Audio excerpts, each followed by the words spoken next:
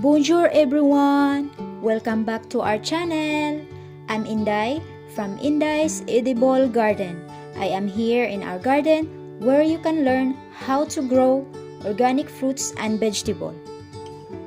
In this video, we're going to show you how to propagate a golden currant.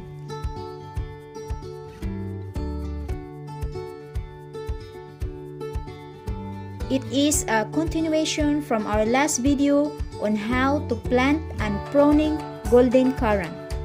If you are interested, you can click the link in my description or you can find in my channel list video. Golden currants are one of the easiest plants to grow from cuttings. The success rate is more than 50%. They need no protection or care when growing from cuttings, and the process of cutting stems is simple. The method for hardwood cuttings, which uses pencil-thick, relatively hard stems.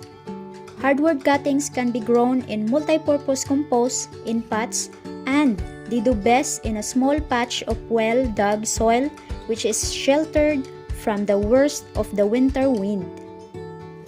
There is a best time to take hardwood cuttings, but any time between October to March should be okay. In our process, we planting the hardwood stem inside the flower pots. Prepare a small patch of soil for the cuttings to grow in. The pot with potting soil is lighter and allows the plant to be removed and planted on the ground without damaging the roots. First, put all the soil into the pots and add some well-rotted compost, like we use this coffee ground compost, which is rich in nitrogen or similar to provide good drainage. You can also use a handful blood, fish, and bone fertilizer. We also using hormonal powder because it provides the growth of healthy and strong roots.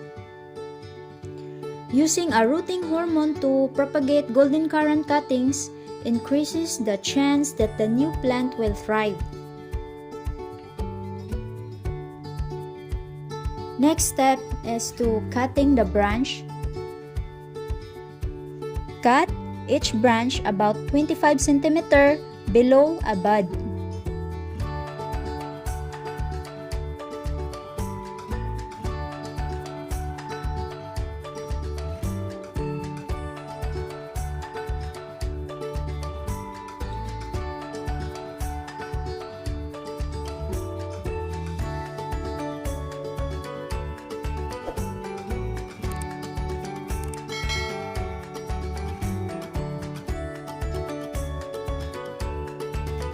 And now, we're going to plant a golden currant from hardwood cuttings.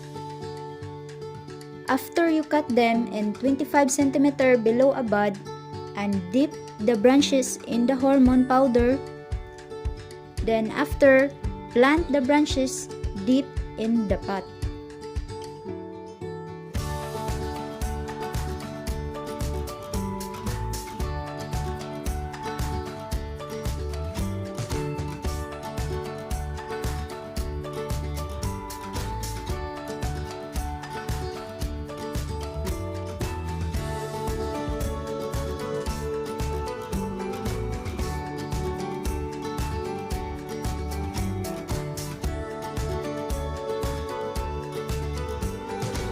And now, we must water the cuttings.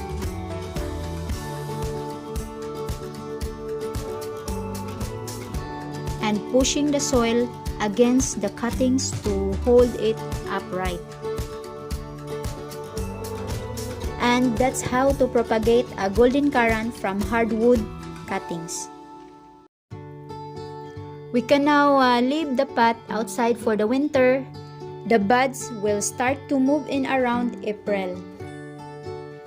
Wait about 1 year before putting the new plant on the ground. I hope you find my video interesting and useful, and if you have any question or request, please comment down below, and don't forget to leave a like and subscribe to my channel. And thank you for watching. See you to my next video. Bye!